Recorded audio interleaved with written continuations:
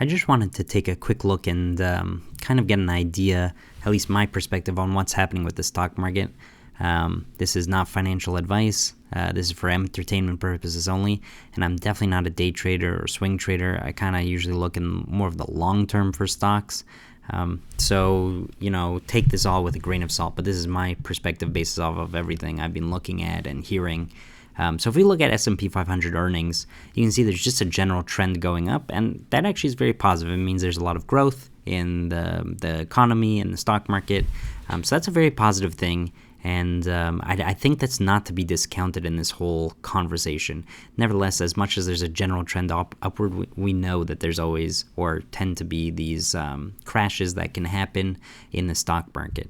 And so if we look at the PE ratio, so once again, how much are you going to pay for that company times its earnings? So the stock price, let's say right now, is 20 times earnings. That means that you would have to have this company for 20 years to make back your money. Now, if you look in the history of the stock market, a PE ratio of 20 it's definitely not unheard of, but it's on the higher side.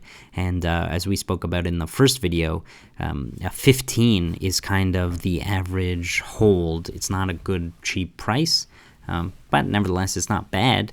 So 20 is definitely on the overpriced. And so even before in 2016, even before Trump, people were talking about the stock market being overpriced. It was too expensive. There has to be correction. Now, this is obviously not what they were talking about. At least I don't think so. This is possibly a black swan, but at the very least unexpected to most people. And so this is not what they're talking about. Nevertheless, it was overpriced, and it still looks like it's overpriced. Now, if we look at the Shiller PE ratio, something that Benjamin Graham suggested, and that is very similar to the PE ratio. The only difference is, instead of looking at the stock price to that month's earnings, instead we're going to look at a more extended 10-year average of their earnings. And the reason we do this is because earnings can fluctuate, they can go up and down. And so when we're trying to look at the price of a stock in this kind of bird's eye view, the idea is to kind of average out those earnings, so we remove some of those fluctuations of good year versus bad year, and we just kind of see the general trend of the earnings of these companies. And so when we look at the priced earnings here, now we're seeing a 25 PE. Now, that doesn't necessarily mean it's too expensive, but if we look at, once again, the whole history of the stock market, now we're seeing that this 25 is still quite a lot higher than most of the stock market's history. Nevertheless, that 20 we saw last time and the 25 we see now, it is somewhat in the range for the past 20 years. I still personally think that's too short of a time range. I don't think that the stock market has, or the business world has, radically changed in the last 20 years to the point that it justifies such a higher PE ratio. Although I'm sure there'll be people who make that argument. It's an interesting argument. Nevertheless, I don't think things have changed enough. I think that, once again, we are still overpriced. So that's my kind of fundamental look at the stock market, or at the very least the S&P 500, which these were the PE ratios for specifically. And if we look at the S&P 500 here, we can see a chart. We can see the line chart here is the S&P 500. Those green and red bars below is the movement of people selling and buying, and the chart on the bottom, that very thin, narrow chart, you can see there's two lines, orange line and a purple line. That is the MACD indicator. And so what that does is, for people who are day traders or swing traders, what it helps them do is it lets them see an indication for buying and selling. And the way it works is there's a moving average for the price of the stock or stock market, whatever you're looking at, and it averages out what's been happening and what's the direction and how what's the movement like in the stock market. So when you see, the way it generally works is when you see two lines, the orange line and the purple line, cross, that will trigger someone to either decide to sell or buy. And so you can see just at the beginning of March, there was a cross there. Of course, the stock market sold off rapidly. Had you taken that indication extremely seriously, maybe it would have been saved quite a bit of money. Now there's a cross once again just before April, and the stock market seems to be coming back. And so the question is, well, what's going to happen in the future? It's very nice looking with hindsight. But this is not exactly a perfect system. Even before February, you can see there's some crosses over there. Yes, the stock market dipped a little bit, but it didn't crash. So I don't want to pretend this is a perfect system, but if we kind of look at what's going on here, is there going to be another cross again? Well, let's zoom out. Let's look at another time where we can see here in 2018, we can see where the stock market keeps going up and down, and you can see all these numbers of crossings going on. And if you had bought over here at this crossing, well, and held, you would be okay. Is this a flawless system? No. But let's try and take a look at a different stock market crash. Let's go and look at 2008. And so what we see here is, of course, up top, a lot of back and forth counter trends, but it's on a general trend down. And we can see all of these crossings over here in the MACD, and you have multiple crossings below the zero. There's just a general negative trend. It comes back a little bit, goes back down, and eventually it'll cross over here, and this will be the turning point. Now, I'm not pretending that we're going to be able to figure out based off of this indicator, oh, here's the sell point, here's the indicator, this is when you want to buy and sell, and you're going to be perfect. Obviously, if you could do that, you'd make tons of money in the stock market. So I don't think these indicators are foolproof. There's false positives. There's times when lines cross and nothing happens. It's definitely not perfect. My only point is, yes, we technically have an indicator that says that it's kind of in a buy phase right now, but there's nothing stopping it from crossing again. In fact, it's very possible to see that cross again. And people who look at Elliott wave patterns, I see people arguing different sides of this whole thing. So Elliott wave patterns, just a quick synopsis, once again, not my forte, but the idea is there's a trend in a direction, and there will be naturally an expected counter trend. So you'll expect not just for the stock market to go straight line, of course, that would be too easy, but you expect counter trends, so little humps where it fights back and then it will accelerate, in this case, going down. And then you have people arguing, who I've heard say that the Elliott wave shows the exact kind of opposite direction, that now we're kind of in an uptrend, and so we're going to see something go down, but the overall will be up. And so the trend is now going upward. So it's my only point here is we see the fundamentals of the stock market don't look great. It's overpriced. In terms of the day trading, signal trading, I can see arguments on kind of both sides of how to look at this thing. And so from my perspective, I have one kind of more long-term approach that's not looking great about the price-earnings ratio. I have more of the day trader, signal trader stuff that I hear, and you can look into yourself. I hear both positive and negative. So as far as I can tell, I'm not sure that the bull market is killed. Usually what we have before the bull market is killed and before a bear market really takes hold is we have a bull trap, or at least a rebound, a serious rebound where people think, okay, well, that's the end of that. I'm going to buy. I hear a lot of people are still excited about buying. It's cheap now. People haven't been burnt strongly enough. There are lots of people who got burnt. Horrible situations out there.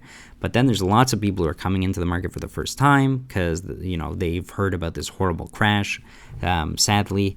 And there's a lot of people who are in the stock market who are long-term traders who think like, oh, yeah, this is cheap. I'm going to buy now. And they're going to push this stock market up, I think, personally. And I think even day traders will try and take advantage of the swings coming back up, right? They think that it overcorrected too quickly. It crashed too quickly. They could expect for it to come back up. Maybe they won't expect it to come back up all the way, but they could expect for it to come back up. And I think a lot of people are sadly going to lose some more money based off of the fact that they think things are going to turn around, right? Because we can kind of see that with the day trader. We can see that argument. We can see that argument with the swing trader. Nevertheless, there's a lot of argument in those camps the other way, and the fundamental camp, once again, the other way, more in a negative direction, I think. So that's kind of my perspective. And now, once again, I could be wrong, right? This is for entertainment only, and this is just my perspective. But what will happen next? And so this is the other part of the argument that's going on in my head. So maybe I am wrong. Maybe really the market is still a bull market. People are really going to push this thing back. It's going to be a V-shaped recovery. But here's my question. Is there any bad news coming? Is there going to be some sort of medical bad news, right? Is there going to be some issue where there's going to be some other wave, some problem with vaccines or medicines not working as well as hoped? Let's assume that there's going to be positive news from the medical front, and let's assume that there's going to be nothing going wrong there. I don't want to, make profit in the doom of others, I suppose. But just going forward, let's say that there's economic news, right? What's that going to be? Is that going to be good or is that going to be bad, right? We have all these people who are furloughed or who have lost their job. We have 10 million people trying to sign up for unemployment. There's record highs. I think compared to the 2008 crash, you had a 300,000 increase. This is 10 million in about 2 weeks. It was 3 million, I think 3 million and then 6 million. This is an enormous amount of people. And this is expected, right? There's all these improvements that are offered by Congress and the president for specifically to help take care of these people. And there is the Federal Reserve buying up liquidity to help all of these companies. But the question is, this is really unprecedented. And so what's going to be the news there? Is all this money going to help people enough? Are they going to be able to shop? Are they going to be able to support things? Just economically, assuming there was no medical issue at all, what is going to happen going forward? And then you also have, especially this oil situation, right? You have this oil fight that is bringing down the price of oil between Russia and Saudi Arabia. Right, they're fighting and just producing too much oil. There's not even demand, so there's a lot of supply, not enough demand for it. And so what's going to happen in terms of all these countries who depend on oil or who use oil quite a bit to help their income, right? We're talking about America, right? There's a whole oil energy, shale energy business that is possibly going to be seriously damaged by this fight, by the fact that they can't sell oil at a valuable profit. And then you have places like Canada even that rely on oil. You have other countries like Iran, which already had problems with tariffs. Now they're having problems with the price of oil being too cheap. Is Russia hurting themselves? Is Saudi Arabia hurting themselves? And I'm sure there's a whole host of other countries that will be affected by this oil crisis. So there's a lot of economic possibilities that could go wrong that are not being considered. They're too far out. We're focusing, I think, appropriately on all the medical stuff, right? That's the important part. Sadly, there might be some really tragic economic bad news, and I think that there's a lot of openings for problems, much more than the solutions are coming. We already have all the good news, I think, or expectations, I think. And so any changes in terms of the bad with the economic front, I think will be surprising to people. And I think that'll negatively affect the stock market. And then you have all these political considerations. Like I said, all these different countries having all these problems. What's going to happen, with Brexit? What's going to happen with all of these political affairs, the South China Sea? There's so many things going on, Iran, and so there's all these avenues where bad news could just step in and just take a nice punch to the stock market. And so when I'm looking at this, I see all these kind of very possible negative outlooks in terms of bad news that will negatively affect the stock market. And then on top of that, I see the fundamentals of the stock market being overpriced. I see even swing traders or day traders having negative views. Yes, there's some who are positive.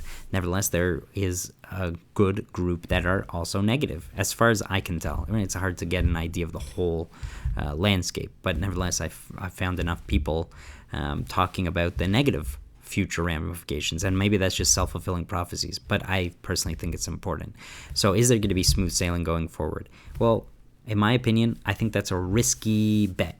And so in my kind of attitude here is I would prefer not to lose money by getting in too early than to miss my opportunity to gain the most money, right? So yes, by not going in right now, I might be missing the opportunity to have bought at the lowest low, and I might have missed an opportunity to gain some money here.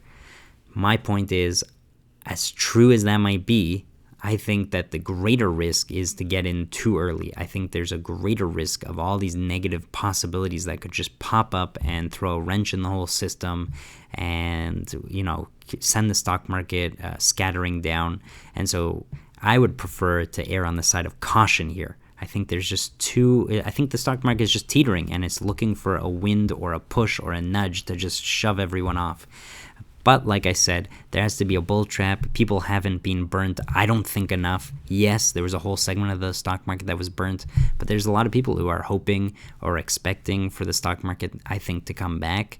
And so it might very well come back, right? Then once again, self-fulfilling prophecy, if everything kind of clears up quickly enough, hey, that is very possible. But like I said, I think that there's a lot of chance of anything kind of throwing a spammer in the works, I suppose. So that is my kind of attitude on the stock market. And so as much as, I'm looking at these stocks that we've been talking about, and some of them are coming back, and I am still holding off on buying some of them or buying more of them because I'm expecting them to go down further. That doesn't mean you have to. That doesn't mean that your situation should be the exact as mine. Nevertheless, that is my opinion. I'd love to hear your thoughts, whether you think I'm right, wrong, are you going in, are you not going in, and thanks for listening.